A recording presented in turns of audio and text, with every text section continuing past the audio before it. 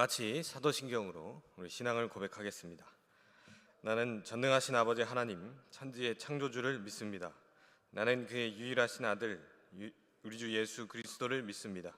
그는 성령으로 잉태되어 동정녀 마리아에게서 나시고 본디오 빌라도에게 고난을 받아 십자가에 못 박혀 죽으시고 장사된 지 사흘 만에 죽은 자 가운데서 다시 살아나셨으며 하늘에 오르시어 전능하신 아버지 하나님 우편에 앉아 계시다가 거기로부터 살아있는 자와 죽은 자를 심판하러 오십니다. 나는 성령을 믿으며 거룩한 공교회와 성도의 교제와 죄를 용서받는 것과 몸의 부활과 영생을 믿습니다. 아멘. 우리 찬송 569장 찬양하겠습니다.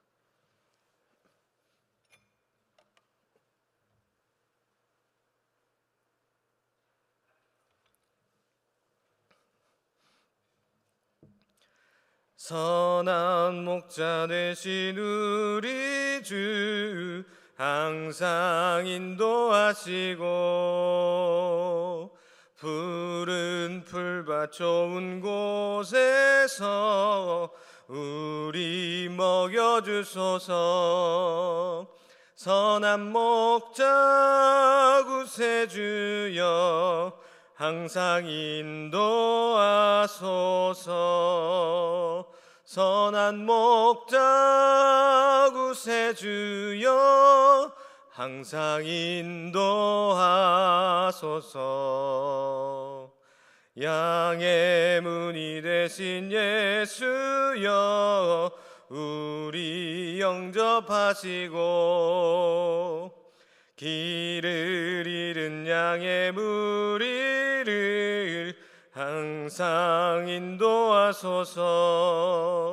선한 목자 구세주여 기도 들어주소서. 선한 목자 구세주여 기도 들어주소서. 흠이 많고 약한 우리를 용납하여 주시고 주의 넓고 크신 은혜로 자유 얻게 하셨네. 선한 목자 구세주여 지금 나아갑니다. 선한 목자 구세주여 지금 나아갑니다. 일찍 주의 뜻을 따라서 살아가게 하시고 주의 크신 사랑 베푸사 따라가게 하소서. 선한 목자 구세주여 항상 인도하소서. 선한 목자 구세주여 항상 인도하소서. 아멘. 우리 하나님 말씀 보겠습니다. 말씀은 이사야 41장 21절부터 24절 말씀입니다. 구약성경 1017페이지에 있습니다. 이사야 41장 21절부터 24절 말씀, 구약성경 1017페이지에 있습니다. 이사야 41장 21절부터 24절 우리 함께 교독하겠습니다. 나 여호와가 말하노니 너희 우상들은 소송하라. 야곱의 왕이 말하노니 너희는 확실한 증거를 보이라.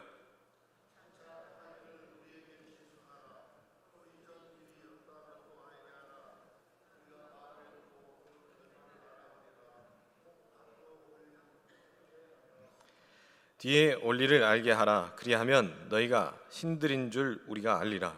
또 복을 내리든지 재난을 내리든지 하라. 우리가 함께 보고 놀라리라.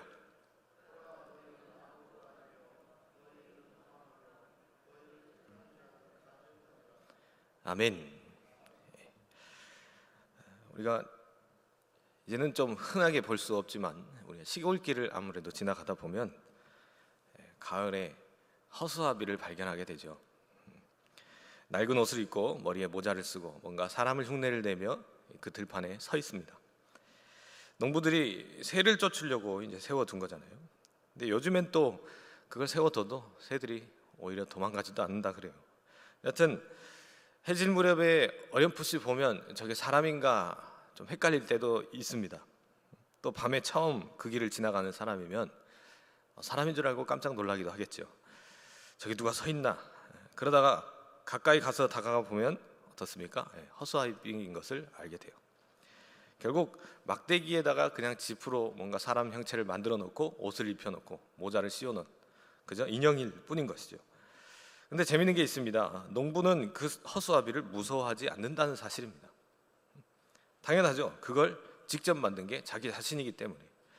농부에게는 그 허수아비가 그냥 막대기일 뿐입니다. 막대기. 그러나 멀리서 처음 보는 사람에게는 저게 진짜 사람인가? 헷갈릴 때가 있다라는 거예요. 같은 허수아비를 두고 누구는 무서워하고 누구는 아무렇지도 않은 그런 상황이 된 것이죠. 우리 인생에도 이와 같은 일이 조금 있습니다. 어떤 사람에게는 거대해 보이는 문제가 어떤 사람에게는 아무렇지도 않은 그런 것처럼 여겨질 때가 있고요. 또 어떤 사람에게 두려움을 떨게 만드는 그것이 어떤 사람에게는 또 아무것도 아닌 일일 수 있는 거예요. 차이가 무엇일까요? 차이가 무엇일까요?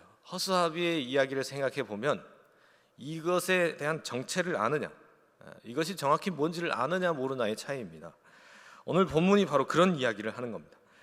이사야 41장 후반부는 매우 독특한 장면이 나옵니다. 왜 그러냐면 지금 소송이라는 단어를 우리가 첫 구절에서 보듯이 지금 법정을 이야기하고 있는 거예요. 그것도 보통 법정이 아니라 하늘나라 법정. 지금 하나님이 재판장으로 앉아 계시는 그 법정에 대한 내용을 이렇게 얘기하고 있습니다. 그 피고석에 누가 앉아 있느냐? 세상의 우상들입니다. 이 말씀이 주어진 배경, 제가 이제 이사야서를 계속 전할 때마다 계속 그 이야기를 합니다만 한 번 더 해드리죠. 이 당시 이스라엘 백성들이 당연히 이 바벨론 포로기를 겪고 있습니다. 바벨론은 세계 최고의 강국이었어요. 그 도성에 들어가면 거대한 신전들이 즐비했고 뭔가 대단한 문명 앞에서 사람이 작아지는 듯한 그런 모습이 있었겠죠. 수많은 사람들이 또 그 신전들에 들어가서 우상들에게 절하고 그것들을 섬겼습니다. 포로로 끌려온 이스라엘 백성들의 마음이 어땠을지 한번 생각해 보세요. 자기 나라는 분명히 멸망했고 성전도 무너졌고 낯선 땅에 와서 종처럼 살아갑니다. 근데 자꾸 자기들을 끌고 온 그 나라는 너무 잘 나가는 거예요. 사실상 지금 이스라엘 백성들은 하나님을 섬기는 유일신, 하나님을 섬기는 백성들이었지 않습니까? 근데 우상을 섬기는 저 이방 나라, 이방 민족들이 더 잘 되는 꼴을 보니 기가 막힌 겁니다. 저게 진짜 신인가? 그럼 우리 하나님은 도대체 뭐지? 우리도 이것들을 섬겨야 하는가? 우리가 그동안 수천 년간 잘못 섬겼는가? 세상의 거대한 것들 앞에서 자꾸 작아지는 그 마음, 그러니까 화려한 것들 앞에서 내 신앙이 초라해지는 그런 마음들이 그들에게도 있었다는 사실입니다. 내가 의지하는 하나님이 정말 살아 계신지, 나를 보고 계신지, 내 이야기, 내 기도를 듣고 계신지 의심되는 그 순간, 이런 마음이 들 때마다 우리는 흔들리게 되죠. 그런데 백성들을 향해서 근데 하나님이 어떻게 하십니까? 지금 법정을 여신 거예요. 그리고 그 화려한 우상들을 다 피고석으로 끌어내셨습니다. 21절 보면 나 여호와가 말하노니 너희 우상들은 소송하라. 야곱의 왕이 말하노니 너희는 확실한 증거를 보여라. 증거를 보여라. 소송을 해라. 하나님이 그 우상들에게 정면으로 지금 도전하시는 거죠. 너희가 진짜 신이라면 증명해봐라. 신의 모습을 보여라 라는 겁니다. 22절과 23절에서 구체적인 질문들이 나옵니다. 이 질문들이 이 본문의 핵심이에요. 장차 당할 일을 우리에게 진술하라. 그러니까 미래를 얘기하라. 또 이전의 일이 어떠한 것도 알게 하라. 또 앞으로 올 일들을 듣게 하며 뒤에 올 일을 알게 하라. 또 복을 내리든지 재난을 내리든지 해라. 무엇을 요구하십니까? 미래를 말해봐라. 과거를 설명해봐라. 복이든 재앙이든 뭔가 해봐라. 이게 진짜 신이라면 마땅히 할 수 있어야 하는 일 아니겠습니까? 진짜 신이라면 시간을 주관해야죠. 역사를 주관해야 됩니다. 그리고 어떤 사건을 일으키거나 없애버릴 수 있어야 해요. 근데 그 우상들이 어떻게 했습니까? 본문이 노골적으로 그렇게 기록하지는 않았지만 결과는 분명합니다. 사람이 만든 것이 뭘 할 수 있겠어요? 한마디도 못하죠. 그저 꿀먹은 벙어리가 돼서 그저 서 있을 뿐입니다. 아무것도 하지 못하고 심지어 말도 할 수 없잖아요. 이것이 우상의 진짜 모습입니다. 겉으로 보면 화려하고 위풍당당해 보이고 높은 곳에 솟아있고 사람들이 그 앞에서 무릎을 꿇기 때문에 뭔가 대단해 보입니다. 근데 진짜 중요한 순간에는 아무것도 할 수가 없는 거예요. 미래를 말하지 못하고 상황을 바꾸지도 못하고 우리 인생에 단 1mm의 영향도 주지 못하는 것이 우상입니다. 사람이 만들었으니까요. 허수아비 이야기 기억해 보십시오. 농부가 만들었으니 저거는 그냥 인형일 뿐입니다. 멀리서 보면 사람 같지만 가까이서 보면 그저 막대기일 뿐인 거예요. 성경에서 이 우상의 실체가 적나라하게 드러난 사건이 한 군데 나옵니다. 바로 다니엘서 3장이에요. 이 바벨론의 느부갓네살 왕이 어느 날 거대한 금신상을 만들게 됩니다. 그리고 다니엘 3장 1절에 그 크기가 기록되어 있는데 높이가 60규빗, 지금 단위로 환산하면 약 27m 정도 됩니다. 상당히 높은 거예요. 금신상이 10층 건물 높이 정도 되니까 그것도 통째로 금으로 도금된 우상의 형상이었어요. 그러니까 햇빛에 반사되면 정말 찬란했겠죠. 금이 얼마나 반짝거렸겠습니까? 그 정도 큰 어떤 형상이었으니까요. 그 느부갓네살 왕이 명령을 내립니다. 나팔과 피리와 수금 소리가 들리거든 모두 엎드려 절을 하라는 명령이었어요.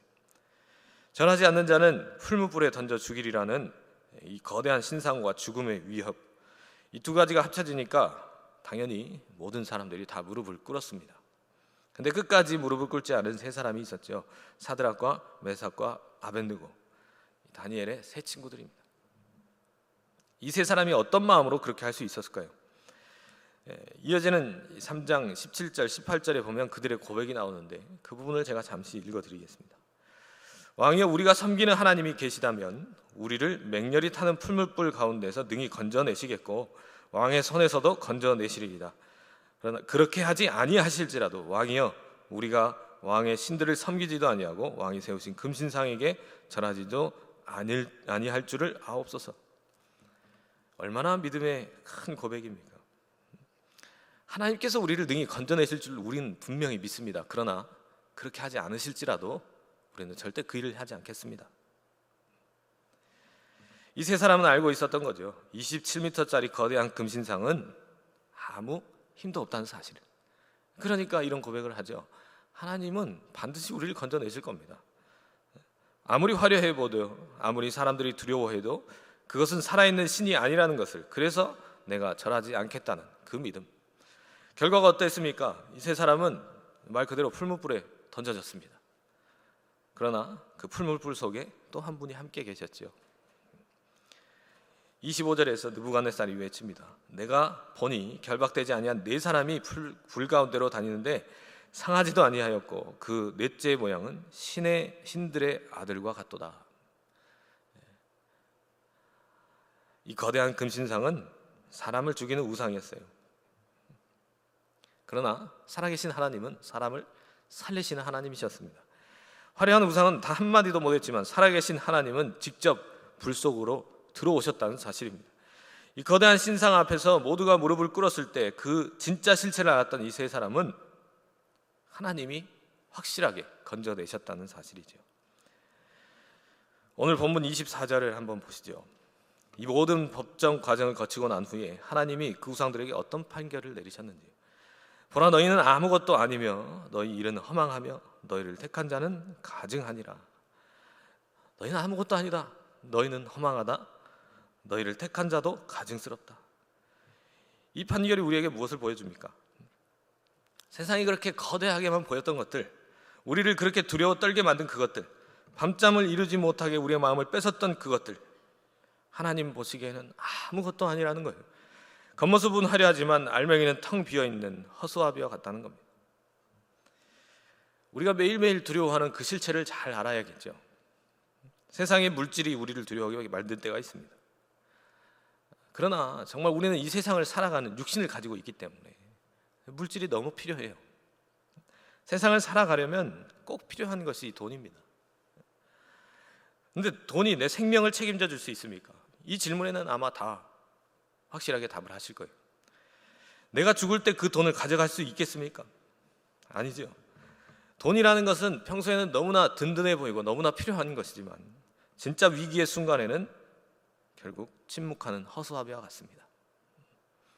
사람들의 시선도 그래요. 사람들의 인정이 그러합니다. 남들이 나를 어떻게 볼까? 어떻게 평가할까? 중요하죠. 중요합니다. 근데 이 시선이 무서워서 우리는 자꾸 자신을 꾸미고 포장하기 바쁘지요. 근데 그 사람들의 시선이 내 인생을 책임져 줍니까? 내가 정말 힘들 때 그 시선이 나에게 뭐 하나 도움 줄 수 있습니까? 아니죠. 다 허수아비입니다. 또 우리가 그토록 사랑하는 우리 자녀들의 인생도 한번 보세요. 자녀가 내 마음대로 풀리지 않을 때 우리는 잠을 못 잡니다. 이 아이 이 문제 어떻게 해결할까? 어떻게 하면 이걸 내가 해결해 줄까?